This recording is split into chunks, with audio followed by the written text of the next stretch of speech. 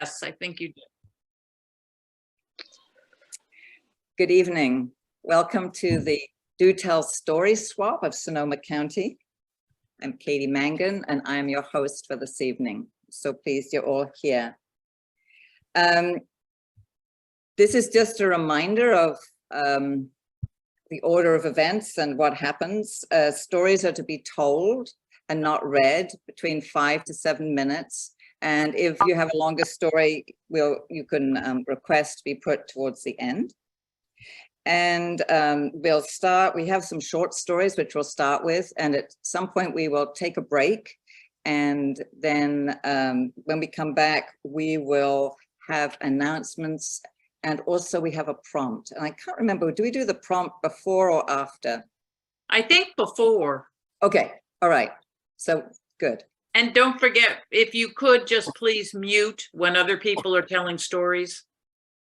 Yes, so Vicky is the co-host. This is so cool. All right, so this is exciting. Our first teller tonight will be Bev. Welcome, Bev.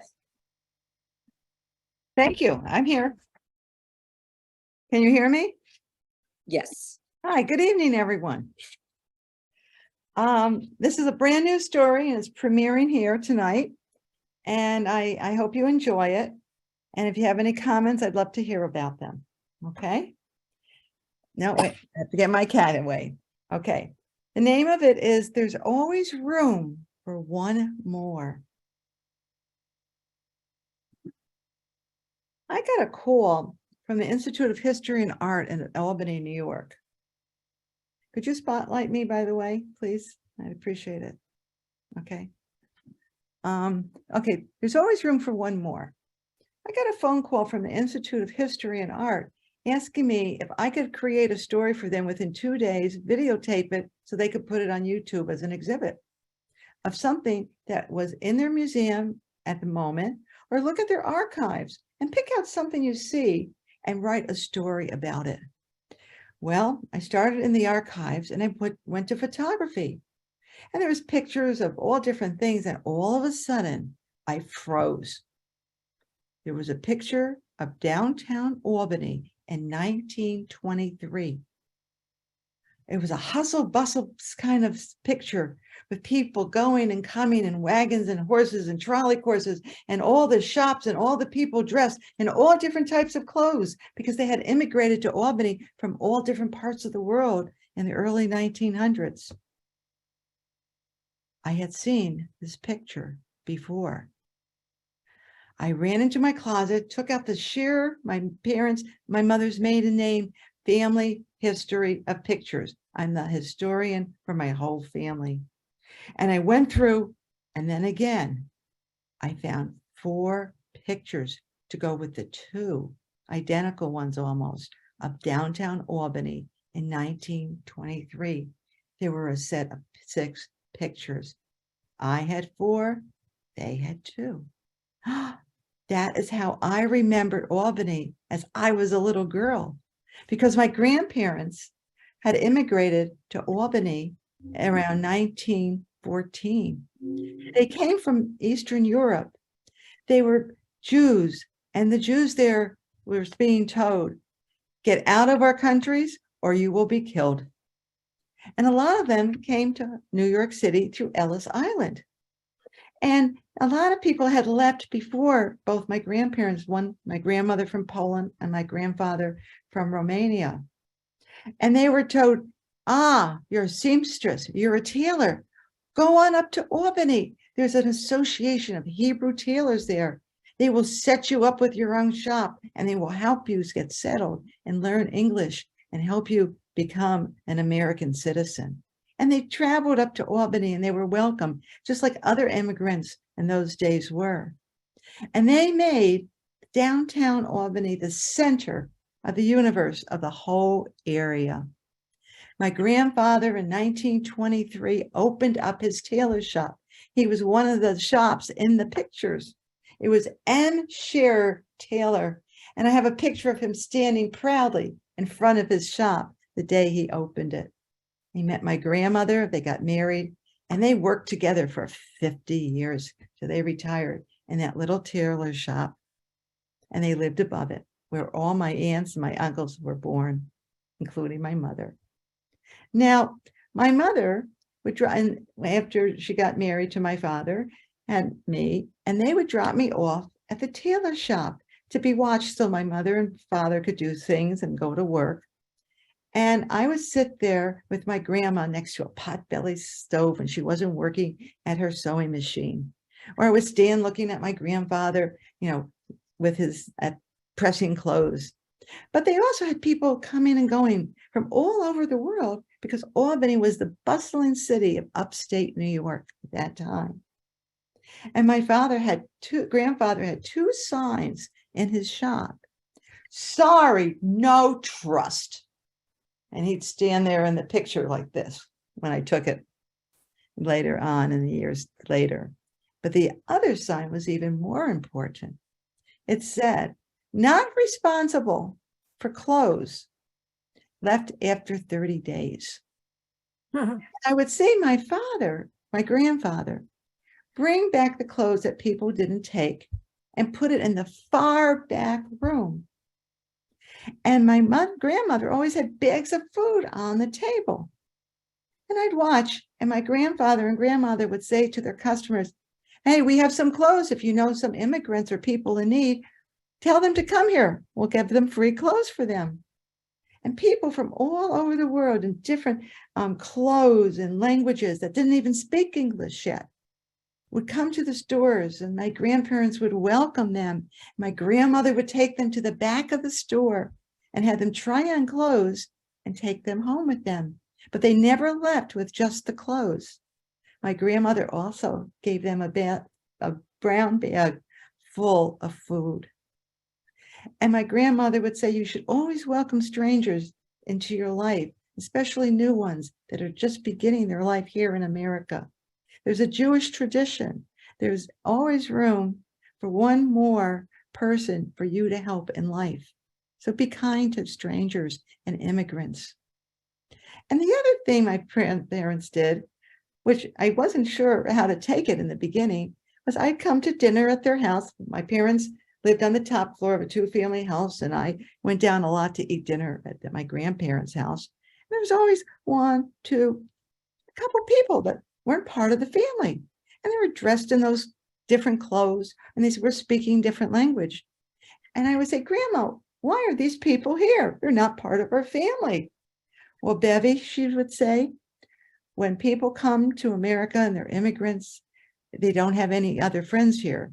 And there's always room for one more you can squeeze around the table to feed and welcome them into our home and country. And as I grew up, my mother did the same thing. I would come home and there would be one, two, who knows who was going to show up at our kitchen table. And she would always say, Grandma always taught me, there's always room for one more. And I have carried on that tradition. For example, Christmas time. There's a lot of people that don't have a place to go to celebrate their holiday of Christmas. And though I am Jewish, I always look for people that I know, even Jewish or non-Jewish people. And I say, I'm having a dinner on Christmas Day. Whether you celebrate Christmas or not, you are welcome to come. This year now I have 5 people coming. 3 I don't know yet, and 2 I know. And if I find anybody between now and Christmas, I will make sure that I invite them and make sure a candy cane is on their plates as they come and sit down at my table. Think about it. People that are new to an area, to a new country, they don't feel welcome maybe today too, because of all the problems we have with people feeling that we don't want more immigrants into our country. But our country is made of immigrants. And we today can make that difference of welcoming people into our home. That picture I saw was worth 1,000 words or more. It brought back my memories of what the traditions I follow, that my family and other families did in the early 1900s by welcoming people into our country and making them feel like America is their home as well. So remember, there's always room for one more at the table. Thank you.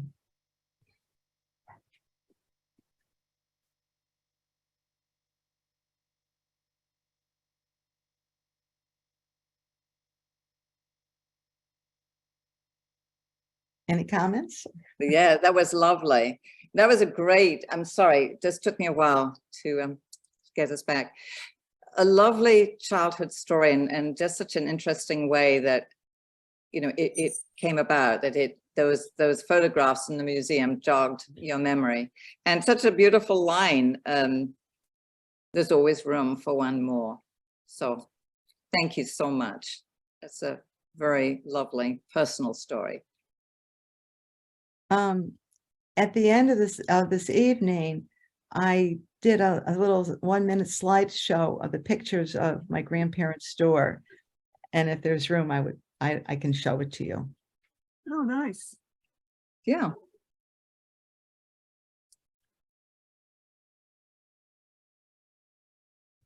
Okay, so maybe around the break, Bev, if you've got those pictures, we could see. Yeah, I'll do a share screen and do it that way or something. I don't know. Okay. I'll try to figure it out before then, okay? Okay. And I just have to say one other thing. On my Ring doorbell, I have a watch, an Apple Watch, and it just showed a picture of my car in the garage. And say, how could that happen? And I don't know if I just made sure the door was locked from the house to the garage. But if I disappear, Yeah. or say something, call 911 for me. Okay. Okay. I don't know if someone's trying to break into my house or not. I don't, yeah, you'll be good. Okay. Okay. So thank you again, Bev. You're Now welcome. we're going to go to Beth for Hi. a story. So Beth, let me hold on, and I'm going to, sorry, I'm not going to mute. I'm going to go here. Speaker. Well, here I am. Oh, there you are. I'm right here. Thank you, Beth. A very different tone we're going into. I was thinking a little bit about solstices coming up, and I was also pulling from my archive of teacher goodies from way back. And this is from actually a 4th grade curriculum. And in a way, it needs one caveat. This is a Native American story that is a conglomeration of many, perhaps, stories, and they're meant to be told in the wintertime, and it's close enough to winter now. This is the story of how light came to be in the world. Now, in the very before time, when it was so dark, Coyote was making his tracks, looking and seeking and hoping to find just a little light somewhere. But no, there was nothing. He was running into rocks and stepping on thorns, and trying to make his way up to the top of that great mountain we call Shasta now. As he made his way up, he kept thinking, isn't there something I can do to bring light into the world? He got to the very top, and who should be there already but Hawk? Ah, is that you, Coyote? You have scared the feathers almost off of me. What are you doing up here on the top of the mountain? Oh, Hawk, I'm trying to bring light into the world. I thought if I came up, an idea would come. Oh, Coyote, you are just a dreamer. How can you bring light into the world? And off Hawk flew with his magnificent wings, leaving Coyote all alone once again. And he sat down on his haunches and thought. He thought so hard, the darker and darker it got, until finally he decided to go back down that slope. And as he did so, he misstepped right off the path into a hole, and when he bumped, all the ideas that weren't there before, one of them landed right on his brain, and he said, of course. And off he went, very carefully treading down to the great Tule Marsh. where the tule grasses grew and grew. It was a beautiful sight, but he couldn't see it. All he could do was feel it, finding the dry grasses and pulling until his paws were so bloody and sore. But the pile was huge, and he began with one dry stem, twisting it tight, pulling it tighter, and wrapping and pulling and wrapping and pulling, excuse me, until the cats came home, until the ball became larger and larger and larger. He was pretty satisfied that nothing had ever been created like this before. And as if there were some magic, he was able to push that gigantic ball back the path up the slope, and he called out, "Hawk!" And Hawk's big wings could be heard. Whoosh, whoosh. "Is that you, Coyote? I am so sorry I left you before. Oh, Hawk, I need your help. Only you, and only you, can take this up to the sky where only you can fly in your magnificence. And when you get to the height of your powers and the height of the sky, take this rock that you're carrying in your beak and the one in your talon and strike them together." Well, Hawk was a boastful bird and could not resist flattery. And so with every effort and calling on all that super strength, Coyote from behind and Hawk above, spreading its beautiful wings, whoosh, up, up, up, Hawk went. Coyote sat back and watched and wished that Hawk could go higher and higher, and Hawk did, until finally Hawk was so high, the north wind looked around and said, "Who is this in my home? You don't belong here." And the north wind blew, and it blew until the feathers in Hawk's face were so much in his eyes, and the tail feathers almost broke. But Hawk kept going.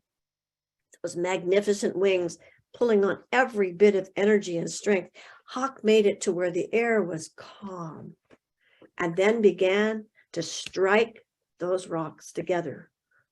One spark flew out, but north wind blew it out. Another spark came off, but that third spark hit those dry tule grasses, and the flame spread out so quickly, Hawk could barely get away before its feathers were very lightly singed. And that's why they have that black tip in the feathers. Hawk flew back to earth and admired the beauty of the world and his own magnificent feathers indeed. And Coyote sat back too and was so pleased. "Thank you, Hawk, but Coyote was never perfectly satisfied, because there were dark times called night. And Coyote thought about it, and Coyote gave Hawk another ball to fly up into the sky. But when this was lit, it shone with a silvery and dim light, and Coyote blamed himself for pulling out damp reeds to give Hawk to light. And sometimes, north wind was able to blow on that moon, and it became just a crescent, sometimes a quarter lit and sometimes halfway. But whenever the moon is full in its dim and silvery light, Coyote and all of Coyote's descendants sit back on their haunches and howl out, "Ooh, the moon is too dim." And so Coyote made the world ready for the coming of the human beings. And we get to enjoy all the different phases of the moon. And so it is. Coyote will be making his tracks again. The end. Oh, that is wonderful. That version type came from a very old curriculum called Tales California Indians Told for 4th grade curriculum. And I have a feeling it's probably not in circulation and probably has been considered for some of the other stories. Maybe not totally accurate, but I'd love to tell it because the kids really like that idea of Hawk and Coyote. and so beautifully told, with the hawk's feathers and Coyote's voice. And of course, it was wonderful having your cat join us. Just perfect. But Beth, those are stories that we really want to hear. They are just, and you tell them so beautifully. So thank Well, you. I will come with another story. I'll be in Hawaii in January and next, so I think I'll work on a Hawaiian folktale. Oh, wonderful. Thank you. Thank you. Okay, so next on our list is Sharon. Ooh. Sharon, are you ready? You go to speaker. Okay. Can you hear me? It's okay? Yes? All right. The end of the 19th century, the Industrial Revolution, was a great time for Germany. Factories sprung up all along the Rhine and mills, and a man who had access to capital and some business sense could do very well indeed. And such a man was Max Baumeier. He had a thriving factory and a second one under construction. And Max was a prosperous and contented person. But other countries weren't doing that well. Italy, Poland, Greece, Turkey, all of those countries were struggling economically, and some of their people immigrated, like Beverly talked about, immigrated to Germany because any able-bodied person could get work in Germany. The hours were long, 12, 16-hour days, and housing was expensive. But if a person was careful, he could feed his family. And such a person was Pietro Rossi. He had been working in Max Baumeier's factory for 3 years now, and he had been able to care for his family and put a little money aside. And then disaster struck. One morning on his way to work, a loose roof tile just randomly broke off and came crashing down on him. Anna Rossi was just fixing breakfast for their children when the neighbors carried her husband in, bloody and unconscious. His time in the hospital used all of their savings and then some. And at the end of it, he had mostly recovered, but he could not speak.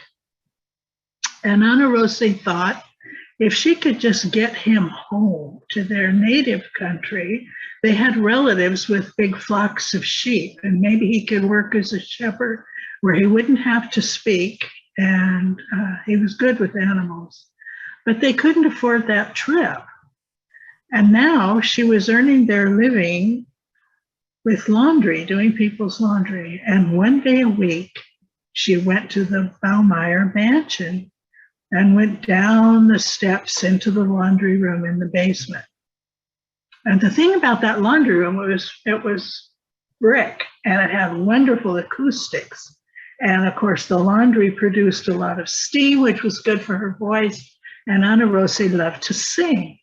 So while she was down there, she was singing a Christmas song, not a cheery Deck the Halls kind of Christmas song, but the kind that's filled with longing. She sang, "Come, oh, come, Emmanuel." And little Klaus Rossi was out in the yard building a snowman, and he heard that. So he left what he was doing and went down the steps to the basement to find out what was going on. Meantime, Frau Baumeier looked out the door, and her little boy, who's supposed to be building a snowman, was gone. So she threw on her cloak and ran out to see where he was and followed the tracks to the laundry room. Down the stairs she went to a place where she had never been in her own laundry room and found a stranger washing her clothes. And so Anna Rossi explained to her that the housekeeper had hired her to come once a week and do laundry. And she told her that the housekeeper sometimes gave them a pot of soup or stew to take home because she knew of their dire circumstances. And Mrs. Baumeier said, "What dire circumstances?" And Anna Rosie explained to her what had happened to her husband. And then she saw the stricken look on little Klaus's face because he was worried for her.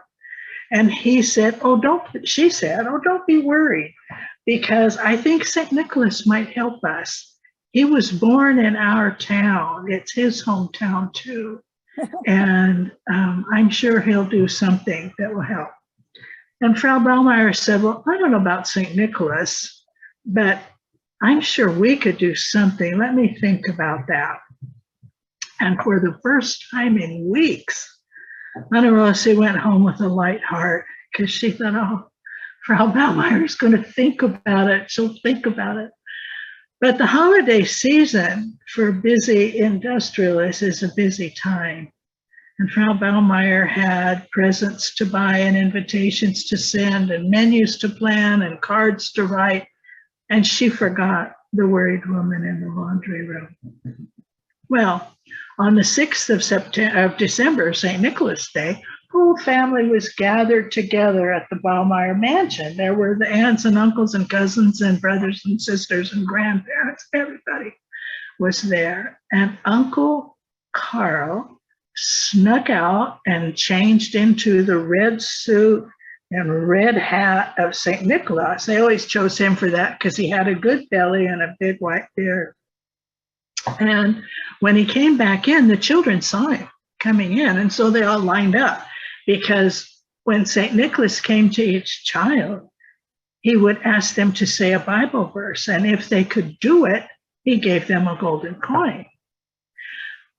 But when he got to little Klaus, Klaus said, "Do you know the Rossi family? They come from your hometown." And St. Nicholas said, "Well, I'm sure I must. They're in my book here, but it would take me a while to look them up. So why don't you tell me about them?" And little Klaus told what had happened.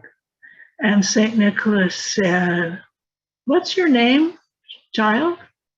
And the boy said, "Klaus." "Well, Nicholas." And St. Nicholas said, "Wait, you have my same name?" And the little boy said, "I never thought of that. I do. I have the same name." And St. Nicholas said, "Well, if you have my name, perhaps it's time you took on some of my job responsibilities. And so I put the question to you. What are you going to do to help the Rossi family?" And little Klaus thought for a few minutes, and then he ran out of the room and came back with his piggy bank and broke it open. And when the relatives saw that, they all opened their pockets and purses and billfolds and wallets and all that they had, and everybody put however money they had on them into that pile. And soon there was plenty of money to send the Rossi family on the trip that they needed, and then some. Well, later, when the kids had gone to bed, the adults were sitting around talking. They laughed at Uncle Carl and they said, "That boy really put you on the spot." And Uncle Carl said, "He put all of us on the spot, because there are families all around like the Rossi family, and some of them are in great need of help. So the question is, what can we do to be of help?" Well, that discussion went on far into the night. And as it did, the true spirit of Christmas descended on that German household. Oh. Thank you, Sharon. That was a really sweet Christmas story, beautifully told, as always. Yeah, great. Thank you. Very nice. So our next color is diamond. Are you there? Ready to tell?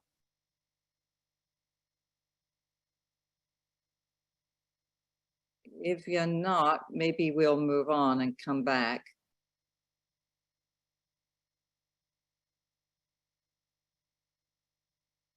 Okay, it's 7:30. Do we want to do the prompt and then take a short break?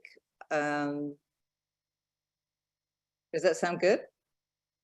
How Okay. many people do we have telling stories? So we have you, Vicky, and Uh-huh. possibly me, but mine is a little longer. Or do you want to tell your story? And Diamond, she's back in. she is. Diamond, are you with us again? Yes, but you'll have to stop the recording. Okay, okay. I didn't want to stop it until you're ready. So just hold on. I'm going to stop the recording.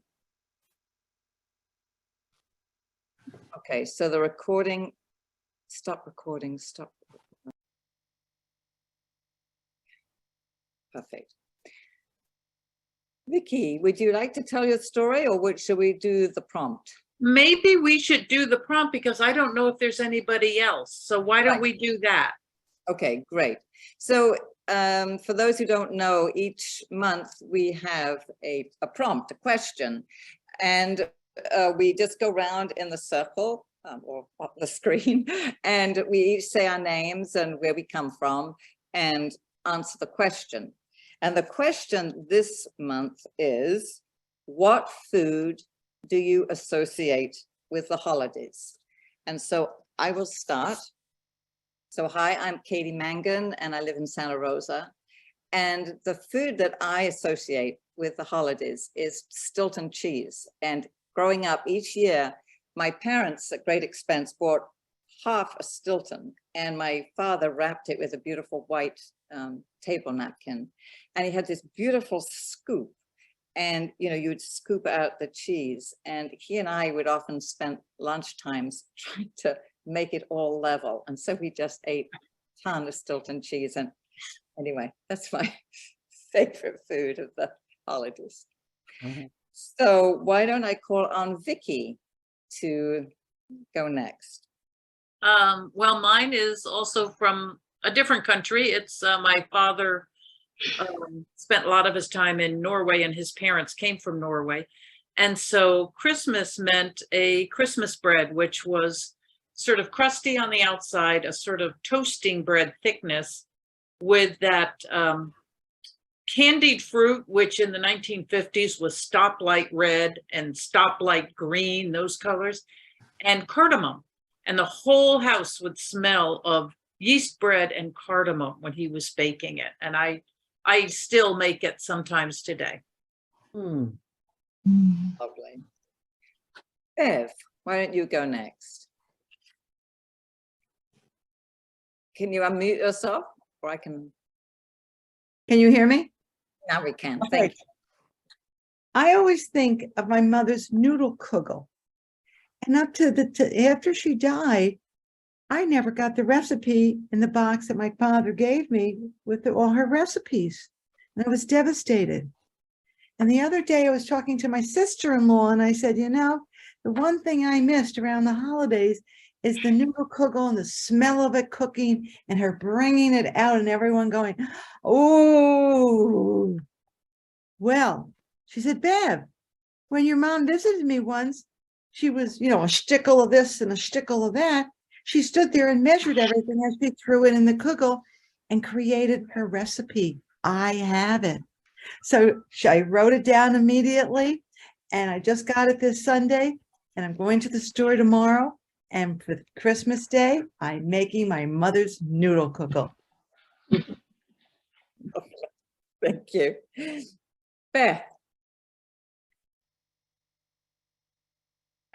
It's kind of fun. I'm thinking of all the good fragrances and all the other smells. And there's not actually one main thing except for gingerbread. Gingerbread houses, I guess, would have to be it. I just finished making some persimmon cookies, and that's more popular now. But with my kids, we always made gingerbread houses, and it was pretty elaborate. But and of course, I like stale gingerbread too. So I would be the nasty Grinch that ate the gingerbread houses up, I think. I do love gingerbread. That would have to be the one that weaves its way through. Oh, thank you. Gay, what is your favorite food for the holidays? I associate the holidays with eggnog. And a lot of times when you get together, you can put alcohol in it or not, but it's just something that people share with the cookies and the other foods and everything. So I just kind of think of eggnog because it didn't seem like any other time of the year to associate it other than right now. Thank you. Mhm. Kenneth.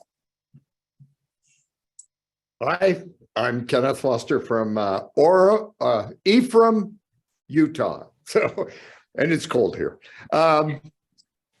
What we always had with our family were Graber olives from Upland, California. And we were introduced to them when I was a teenager. My uncle lived in Upland, California, and he would always send us a case of olives. They have the pits inside and they're green, not black. And even today, we still have Graber olives for Christmas, well, Thanksgiving and Christmas. And that's about the only time we ever have them. They're so special. They're very good olives. So that's what we have. Great. You have some for this Christmas? I do. I still have a few in my pantry and I'm waiting for the day. Great. Thank you. Hello, Shava. Can you share with us? I think, are you? You're muted. Can you unmute yourself? There Now, we go. Yeah, there you go. okay, thank you. Ever since I was a little kid, I loved pumpkin pie.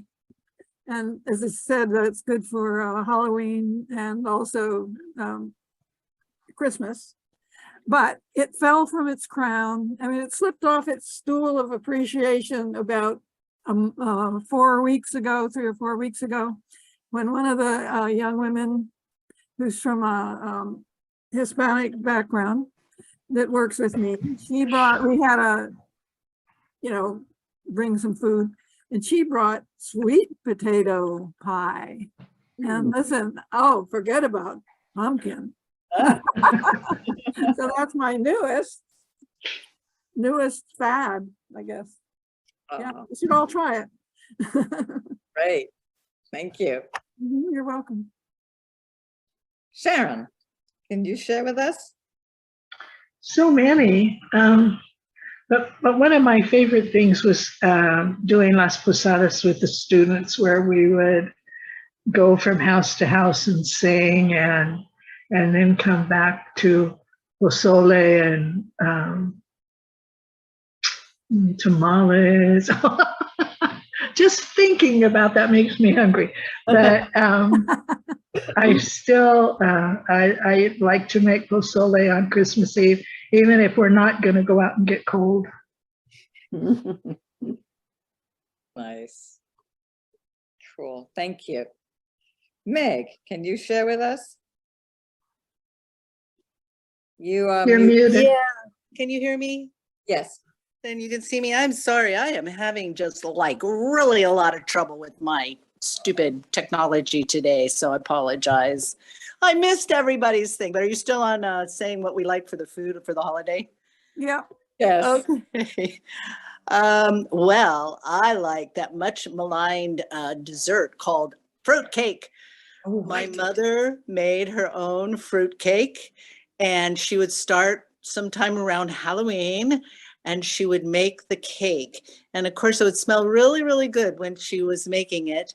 And we would all be so very curious, because she would then take it, the loaf or loaves, and she would put it in some cheesecloth. She would wrap it up with cheesecloth, and then she would take the brandy that we never got to have, of course, being children, but they never actually did either. And she would drizzle it all over that fruit cake, and she'd drizzle it and drizzle it. And man, that really smelled good. And then she would wrap it up in some foil, and it would go up on the top shelf. So we would wait. And then after a while, a few weeks later, she'd take it back down, she'd unwrap it, and she'd drizzle it again with this stuff. And my goodness, we were wondering what was she doing, and she did that maybe 4 or 5 times during the whole season before Christmas. And then finally on Christmas, she would bring it out, unwrap it, and she would put it on a really pretty plate and maybe with some maraschino cherries on it. And then she would cut it, and man, it was divine. Why people don't like fruitcake, I have no idea. It can be just the best, but maybe it was my mom's homemade brandy infused fruitcake that did the trick. So yeah, that's what I remember about Christmas and food. Oh, lovely. Sounds so good. Yeah. So Diamond, would you like to share with us? And if so, I can stop the recording, or would you like me to move on to someone else?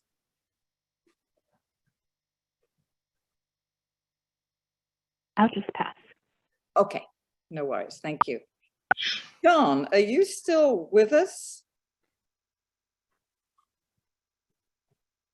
Would you like to share? Okay.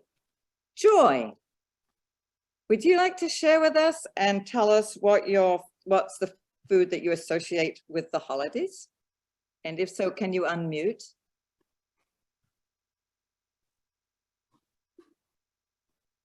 No? No. Okay, we'll move on to Marley. Would you like to unmute and share your favorite food or what the food you associate with the holidays? All right, so now we'll go to Vina. Yes. Great. Hi. Well, my grandmother, I guess, made Springerles. And I don't know if you guys know Springerles. It's dry little cookie that has quite an anise flavor. And she would make it 2 weeks or so before Christmas because it had to dry out.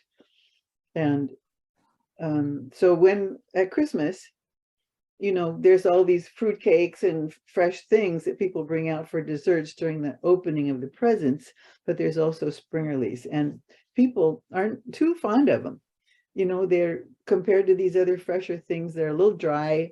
Not everybody loves the anise flavor. But my aunt died this year, and so the family had to figure out if they wanted to even try Springerles. My nephew is newly married and his wife wanted to. So she got the 4 pages of handwritten notes on how to do Springerles. And she made them, but she's a modern cook and she added a little lemon zest and didn't let them sit to dry out on the counter for a whole day before they get baked. And they're pressed. Each one has a little image on the top of it from the wooden mold that it's been pressed into. So they're quite beautiful as well. So she gave us her Springerles, and they're good, but they do have a modern flavor. She did not dry them out, so they are they've risen more than the ones that my aunt would make.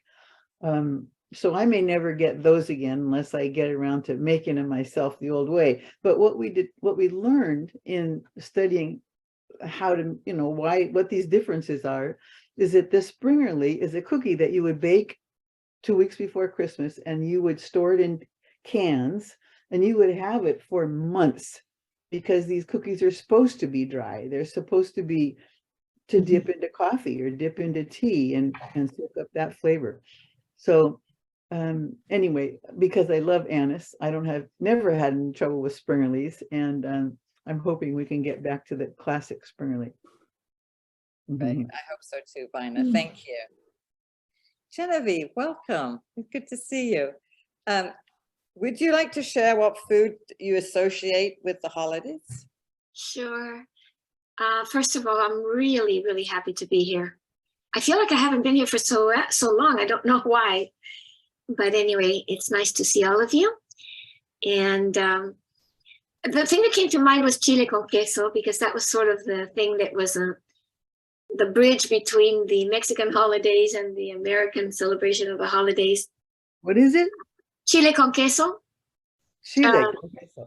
Yeah, queso with green green roasted chilies that my mom used to make, and it was just always delicious. And she made it with Velveeta cheese, and you would never know it. We didn't worry that it was Velveeta cheese. It was just yummy. But I have to say, I just came in from a little holiday open house at one of my neighbors, and one of my neighbors made the most wonderful 3-layer cookies that has just become my favorite holiday treat. So if we ever go in person, I'll get her recipe and I will bring them because they're really yummy, yummy, yummy. Oh. But my favorite holiday treat is just the love among all of us. It's just really good. And I'm going to have surgery a week from Wednesday. And so I'm going to have a mastectomy on my right side and some reconstruction. And the good thing is early detection, mammograms, yay, regular mammograms, good thing. But that's what I've been feeling, is that all of a sudden there's all these outpouring. It's always been there, but it's all kind of in concentrated amounts right now. Lots of love everywhere. So that's where I've been. And I haven't been writing stories, so it's kind of a bummer. It's just like it's a busy time. You have to do all sorts of stuff. Yeah. I was going to ask you if you had a story, but I'm so pleased you're with us tonight, Genevieve. That's wonderful. I think what we'll do is we'll take a very short break, maybe 5 minutes, and let me check the time. Why don't we come back just a little after 8 o'clock? Does that sound like a good idea? I have a question. If you have space, I could tell something that's not quite a developed story, but it's a sweet little anecdote that's very timely. Okay, and would you like to, do you know how long that is? Maybe about 3 minutes. Oh yeah, so why after the break, after our announcements, Genevieve, why don't you tell your story and then we'll finish up with Vicky. Oh, sounds great. All righty, so I'm going to turn the recording off.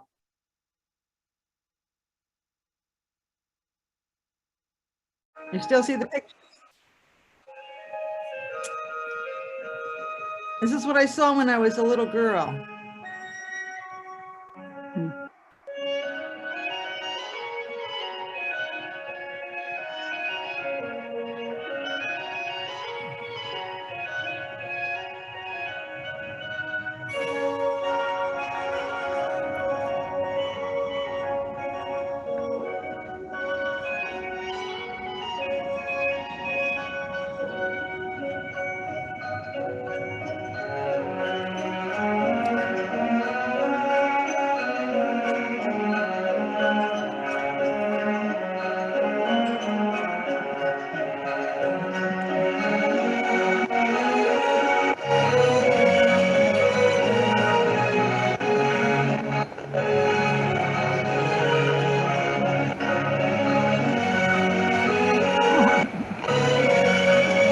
I cry every time I see this.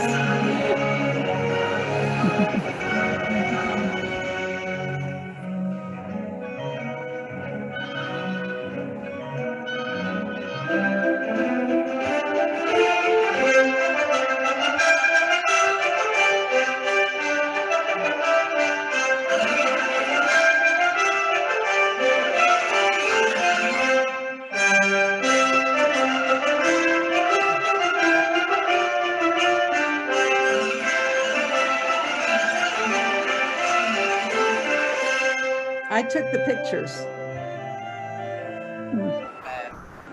Let's do well with your story. That's her daydreaming.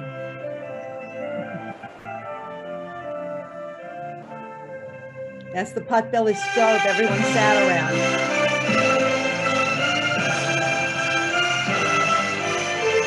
Applying for the American citizenship. Becoming an American.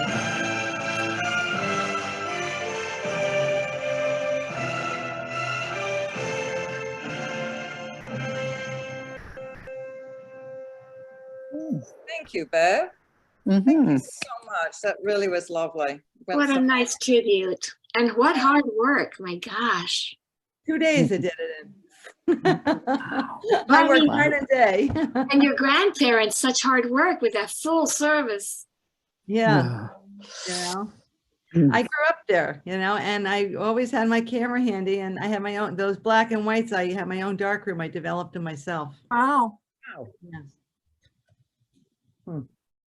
Thank I you. cry every time I see them. I'm sorry, I get so emotional because I really do miss them. I lived with them for many years, with my parents that they lived downstairs. What was your grandfather's name? Her name is Rosa. Meyer Shearer and Rose Shearer were their names. And they had my mother, my aunt, and my uncle. And in the picture in the beginning was my mother as a little girl and my aunt. Mm-hmm. And she's the one who started the tradition. There's always room for one more. Oh, So I'm going to ask Meg if she has announcements, and then I have a few announcements after her too. Okay, actually, I don't have too much. I just want to remind everybody that the genre storytelling will be on the 21st of this month, and it's sacred and inspirational stories. Genevieve, were you doing a story for that? Vicky Ness. Oh, Vicky, I'm sorry, I get you guys. Sometimes I'm thinking it's one and then it's the other. So yes, okay, so Vicky will be doing one, which always is a treat, you guys. So go ahead and take a look into that. But other than that, I didn't really run across anything. If you are interested in some of the other Zoom sessions with the swaps around the state, Northern California in particular, you can go, of course, onto the SAC website and find out all about when they meet and how to get onto their Zooms, because I think Sacramento is doing in-person and Zoom. They're doing a hybrid. And so there are opportunities to really listen to stories. And I have to say that December is one of my favorite times for stories because there's just, they're mostly inspirational and some are sacred, and it's just, and yet some are funny, like what Dee told. So, it's a great time to just kind of not pay attention to the weather or the dark and just enjoy. So that's what we've got. When in January are you doing your next Zoom? It is always the second Tuesday of the month, Bev. Bev, had you been getting emails? Because I went in and redid our membership list just recently. And I thought I hadn't seen you. And I thought, well, did I mess up your email? Which I probably did. And I apologize for that. So I was really happy to see you here today. I'm going to put my email in. I have a 2-year membership in California. I joined. Oh, and I'm not getting anything from them yet, even for the national New Year's. I mean, I'm not getting anything from anyone. It's just, I remember, for some reason I got one email and I'm going, geez, I haven't heard from this group in a long time. I haven't heard from anybody in California. Oh, well, I do apologize. I don't know because I know I think for a while there, I was sending them individually to you because just having to need to update. And then I did update and I don't know what was the wrong email. I think I misspelled something. So I apologize for that. And I'm so glad you came back tonight. Thank you. Yeah, I put my email for you in the thing. I don't know if you need anything else. In the chat? You also got an email saying that your dues are due, but I paid for just this year for 2 years. So I don't think they know that would be for SAC, not for the Do Tell Story swap.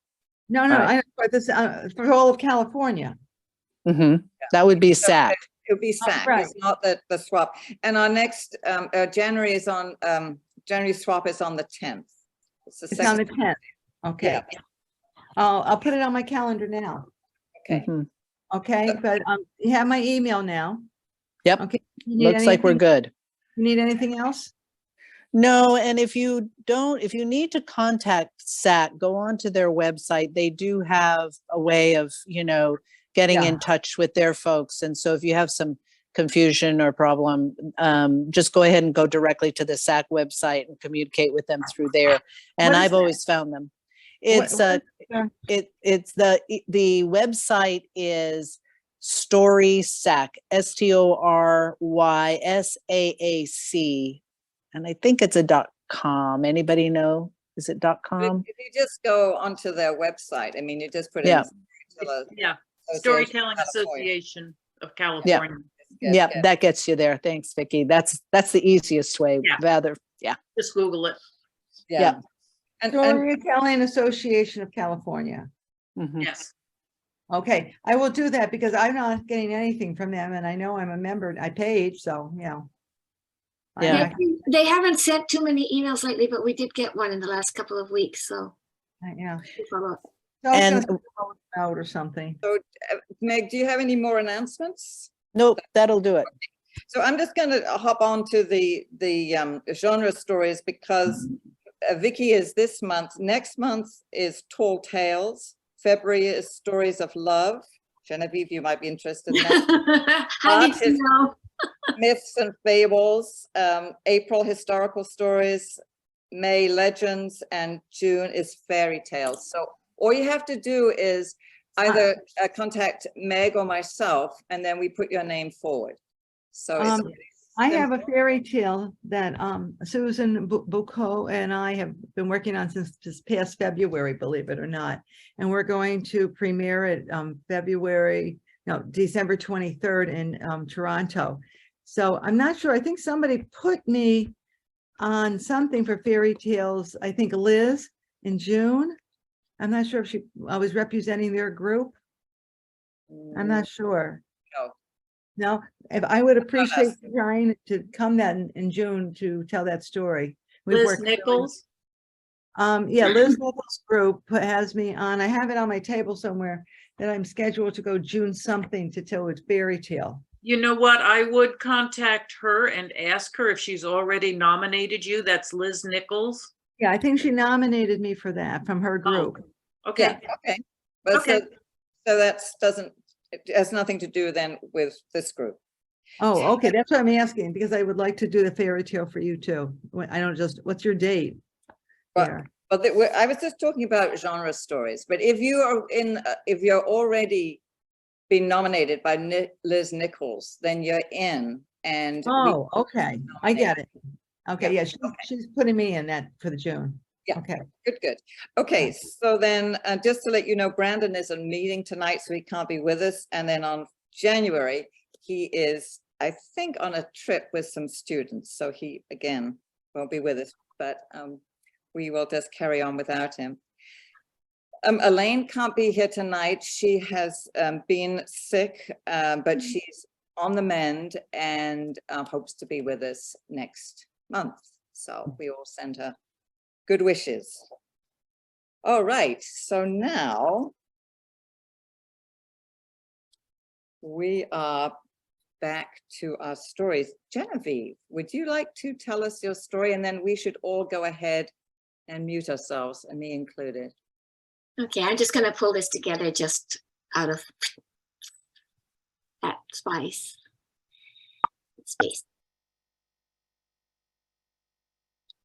Yesterday was the feast of Our Lady of Guadalupe. Our Lady of Guadalupe, for Mexicans far and wide, is known as the Empress of Mexico. She is deeply adored and worshipped by millions of people, and her shrine, her basilica in Mexico City, is the second most visited Catholic shrine in the world, surpassed only by St. Peter's Basilica in Italy, which is visited by people of all religions. But this image and the story of the image has inspired a deep faith and innocent love and trust in her from people of all stages. On Sunday before her actual feast day, the chapel where I normally go decided that we would be holding a commemorative feast, or what they call a forefeast, since it wasn't actually on the 12th, but on the 11th. And we were going to bless a retablo, which is a flat wooden carving image that had been commissioned of Our Lady of Guadalupe by the previous chaplain before she left. The new chaplain decided he wanted to consecrate it, and I and a friend of mine who had wanted to include the Hispanic community into that particular beautiful place of worship. Worked very, very hard to create a bilingual service. I translated the liturgy, I chose the songs and translated them into English, including some of the rhymes. And I also orchestrated the actual ceremony, the different elements, besides the basic core, which would be a standard Episcopalian, in this case, Mass. We didn't know if there were going to be 4 or 14 people who would come. We had no idea. My friend Greta was wonderful in inviting the Hispanic community that she knew to come and spend this time in the presence of this Madonna that they worship so both deeply and innocently. To my surprise, the very, very rainy weather that had made it somewhat difficult for me to get there the evening before, where I worked to prepare with my friend until nearly midnight, on the following day led up just as I pulled out of the house to head up to Healdsburg, which was wonderful. When I got there, I rushed around doing a few things, and I began to see some of the Latino community invitees saunter up. We filled the chapel. There were 50 people there, where normally there are 5 to 15, because it's a very small place. And one of the things that I had been struggling with was the fact that the story of Our Lady of Guadalupe, as I heard it, was a miracle. And many people believe in the miracle. When I got older, with a little bit more discernment and perhaps a little bit more skepticism, I discovered that in fact the story is probably not exactly true, that the image was painted quite a long time before the story takes place, and that in fact the Catholic powers that be saw this as an opportunity to replace what had been the native people's image of the female goddess Tonantzin with a Catholic image, and hence get them to convert to Catholicism and not feel that they were abandoning their goddess. In their minds, they weren't really doing a switch out. It was simply a different version of the same thing. In the priest's image, it was a full switch altogether. I also felt that over the years, this image has been used to somewhat ingrain certain beliefs and certain fears of transgression into the communities. But the communities, in their genuine love and affection, have turned that on its head, because they simply see her as a place to put all their grief, all their suffering, all their devotion, their hopes. And in the image, they find them totally received, like a mother with a child who simply trusts on her shoulder. But as I was struggling with the political correctness of what I was doing, creating this ceremony that some people were calling idolatrous, my friend turned to me and said, "You know, I'm a teacher, and I teach very little children. I'm very lucky to do that because they always show me so much." And she continued with her story. She said, "One day, somebody, a fellow teacher, gave me a pair of socks. And on the side of the socks was the image of Our Lady of Guadalupe, because she's everywhere, you know. And I had left them on my desk and kind of forgotten about them that day or that morning until the recess bell rang.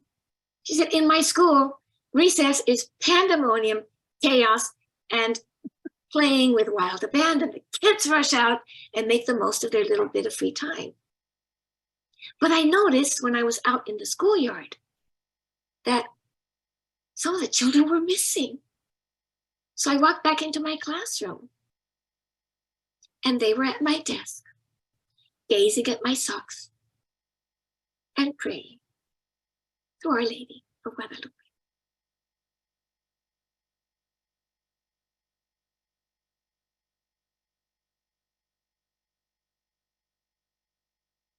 That you just tell the most beautiful stories. They're just so from your heart, and they're just, they always tell us something new too. Thank you. And It filled my heart. Just when she told that story, I thought, I don't have to worry about anything anymore. Yeah, Just look with the eyes of a child. yes. So thank you. This is something that we can remember, not only for this evening, but carrying ourselves through. Thank you, Genevieve. Okay, why don't I tell mine next, if that works for everyone. So it's a story still in progress, but here we go. Eduardo is a man who lives in a world that's parallel to our world, but he's not of our world. It's a beautiful world. It's mysterious and it's magical. And I'm just going to, oh no, sorry.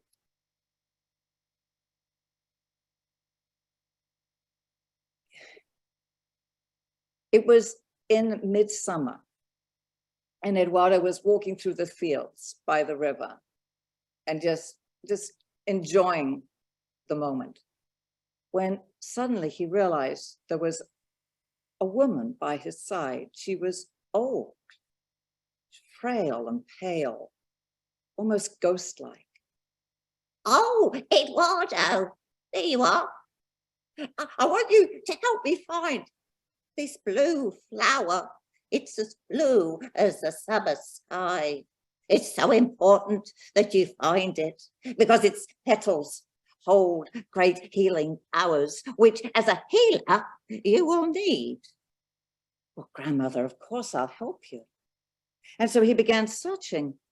Then he thought, how did she know my name and that I'm a healer?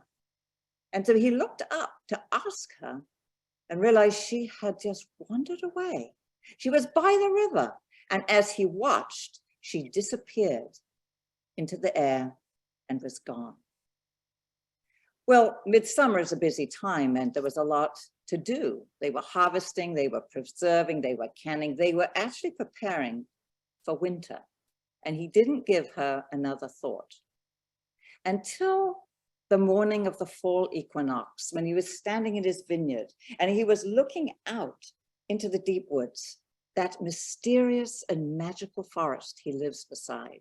And he was admiring the fall colors, the reds and the oranges and the yellows, and how the sun made everything turn golden. And there she was again. But strangely, this time she had more color in her cheeks. She seemed a little taller, younger. Oh, Eduardo, there you are. It's important because you didn't find the petals, the flower or the petals, that we now look for the seeds. They're tiny and they're golden.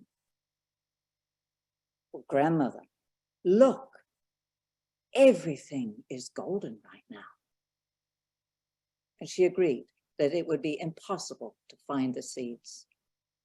And she was gone. At the end of October, beginning November, that's when the calendar year begins. And like we do, they celebrate their ancestors. And Eduardo was building a beautiful altar in the great hall. And he had one more thing to add to it, to finish it off. It was a pumpkin. And so he was walking through the pumpkin patch. And when he got there, he was surprised to see 3 ravens. And Eduardo is a brave man, but these birds, these huge birds, really did intimidate him with their sort of long, black, shaggy feathers and their coal black eyes and their long, cruel beaks. And he stood and he waited and watched.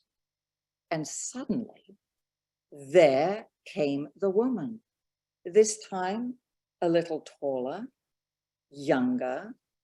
Oh, Eduardo, there you are. Oh, I'm so busy. I have no time to chat. I'm busy making the last touches to my altar. Oh, there it is. That's the pumpkin. It's my pumpkin. It was the pumpkin that Eduardo wanted for his altar. And he was astounded to see she took a sharp knife out of her pocket and cut the stalk and picked it up and walked off with it. He was furious. He couldn't even speak. And she looked behind her at him. She looked at him behind as she was walking away and said, "Oh, you know, Eduardo, look, two are better than one. Look, there are two nice pumpkins there. Why don't you harvest those?" And so he did, but he was furious. And he took them back and he put them on the kitchen table and decided that he would carve them later and place them on the altar. He went out to the barn to close it up. And when he came back at the back door, there was his pumpkin, but now it was intricately carved. And so he carefully picked it up and he carried it into the house and placed it on the altar in the great hall. And he lit a candle and he placed it inside. And he watched as the candlelight threw these lace-like shadows onto the walls. It was magical. Well, he knew that on the morning of the winter solstice, he would see her. He got up really early, long before the sun would rise. It had been snowing hard for a few days, and he wanted to see if the sky was clear. And so he went outside and looked out, and it was clear. And so he thought, maybe I shall go for a walk through the snow, get outside with some fresh air. And as he returned to the kitchen, by the back door was a pair of wooden skis. And he picked them up and he put them on the kitchen table. And when he was eating his breakfast, he looked at them. He admired them. They were just expertly crafted and carved. And that's when he got his idea that he wouldn't go for a walk, he would go and ski, and he would watch the sunrise. And so he put on the skis and started off. He knew just where he was going. But as he passed close to the deep woods, that mysterious and magical forest that he lives beside, to his amazement, the skis made a sudden turn to the left and took him down this long, winding path in and out of trees. And it was just so difficult for him to keep his balance. But finally, he came to a stop.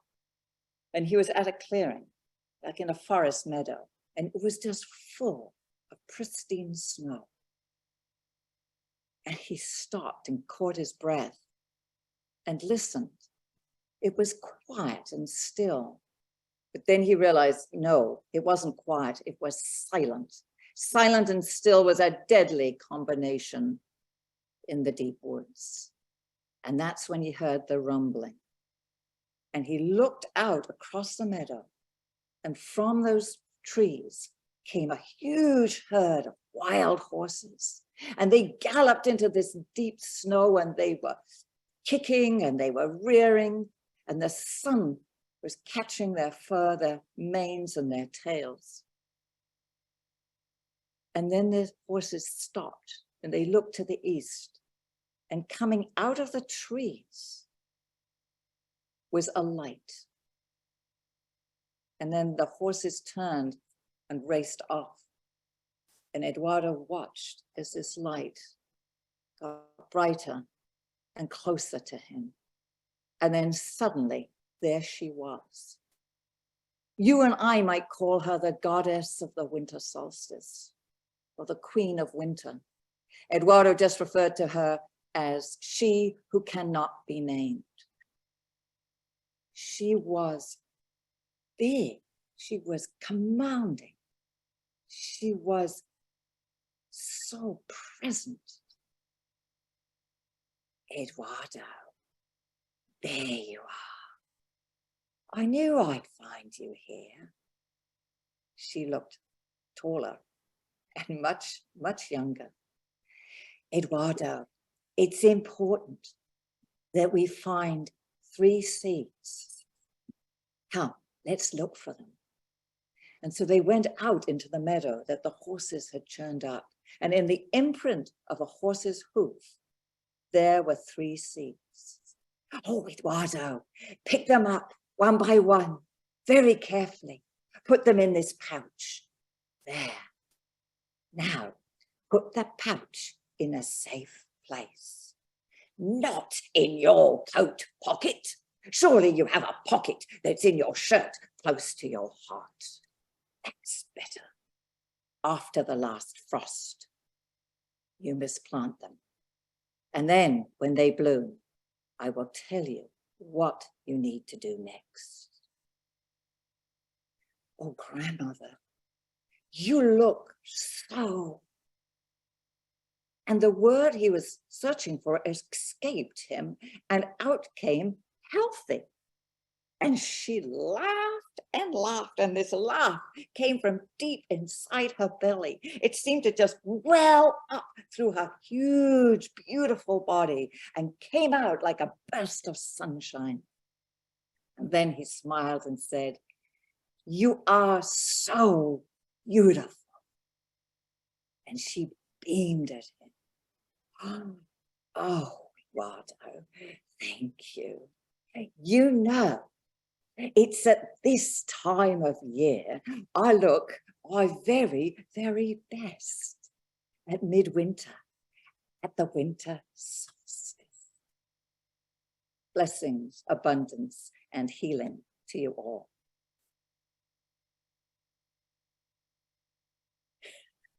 Thank you.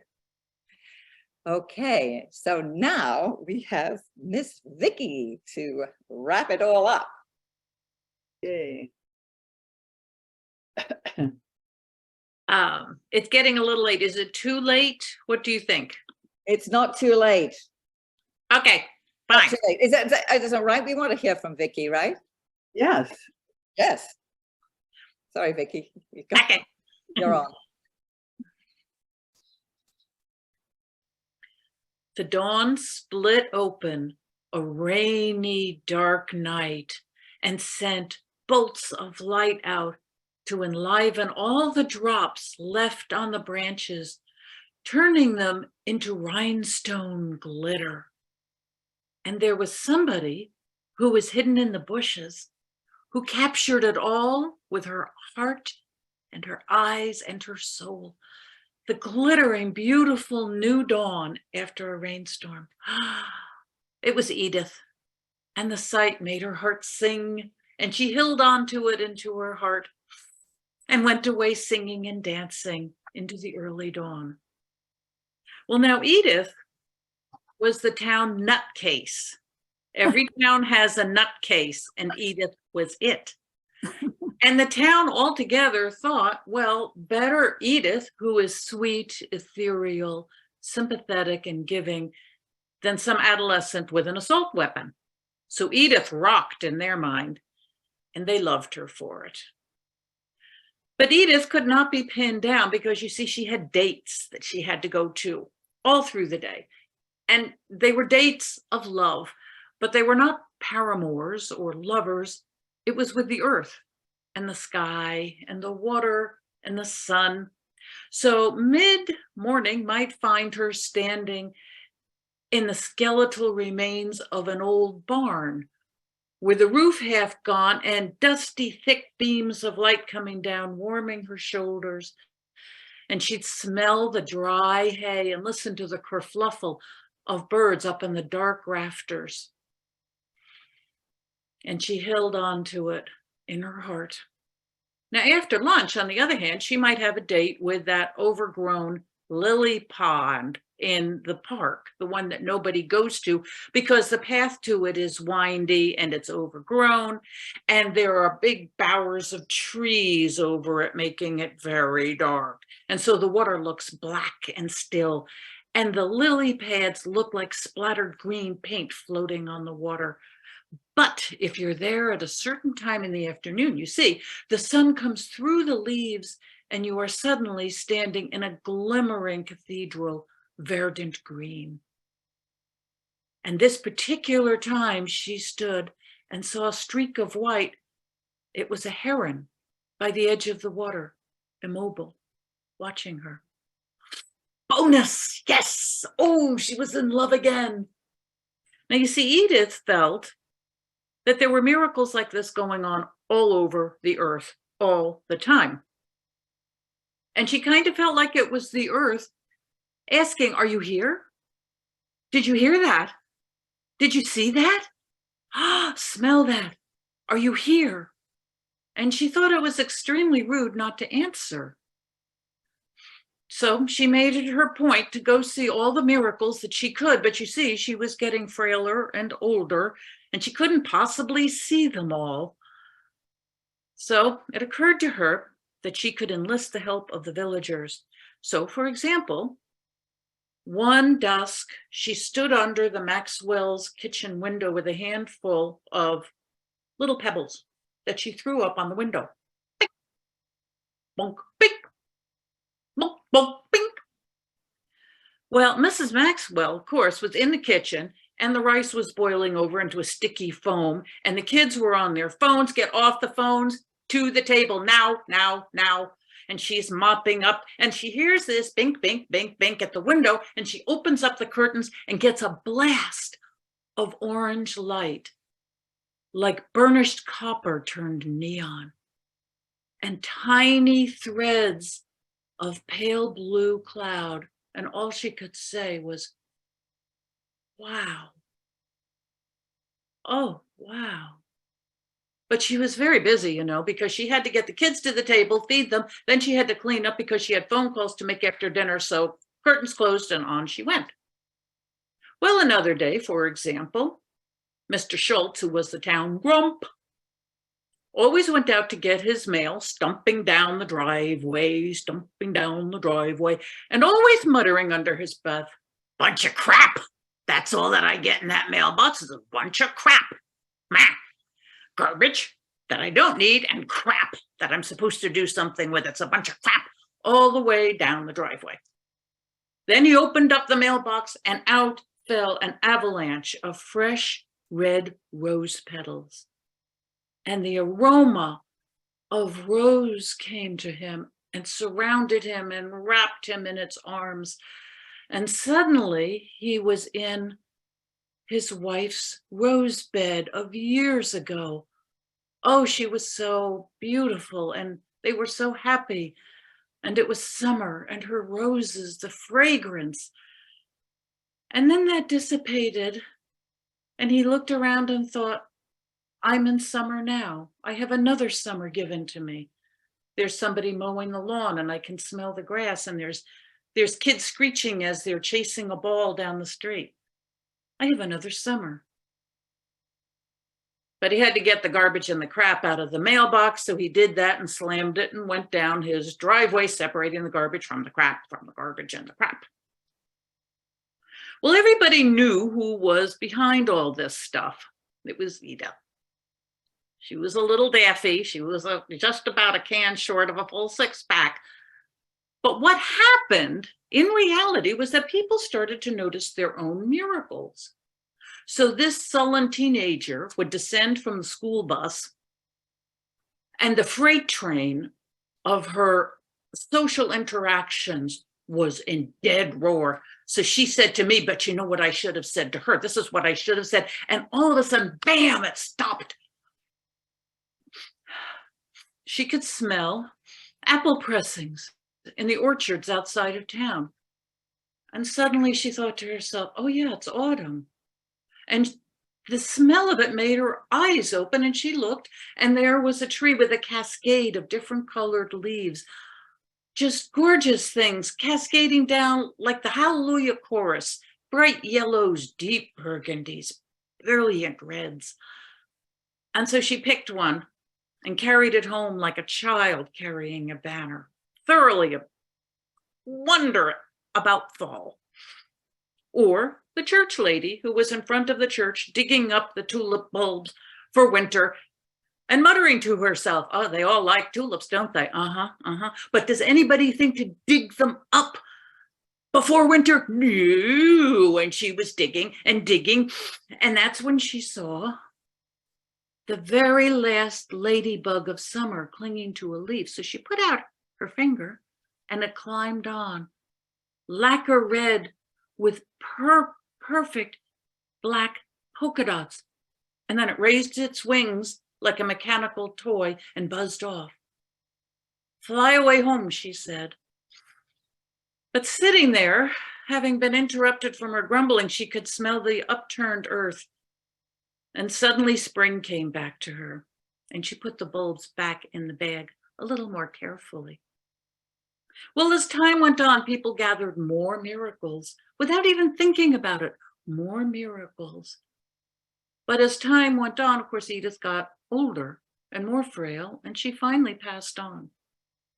And so there came the day that the villagers all stood around her grave, wishing to send her off with heartfelt thank you for being such a sweet person. But as they were standing there looking into the hole in the ground at her little casket there, they were sort of doing the sideline look, and there was no family and there were no friends. There was nobody here other than the people of the village. And they thought, oh, that poor old thing.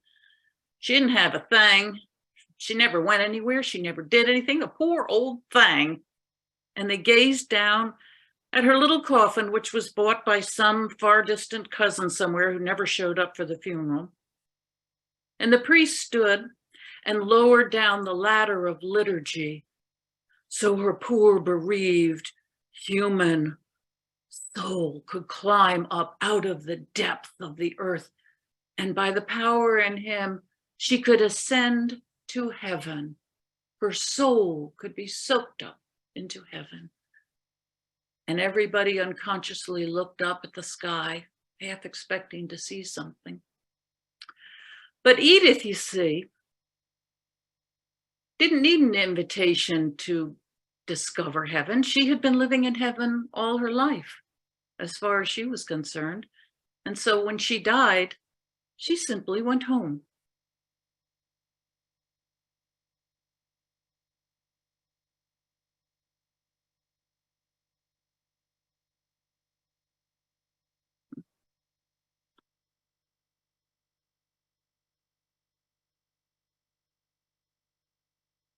You're muted, Katie.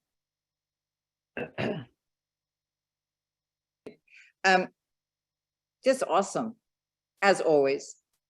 And you know, the miracles are going on all the time. We all know that. I mean, we often forget, but also your descriptions of everything and how you just bring it all together is just, I just love your stories in such a wonderful way to end, you know, this a special evening. Thank you so much, Vicki. We have these powerful women from Our Lady of Guadalupe to your solstice to Edith.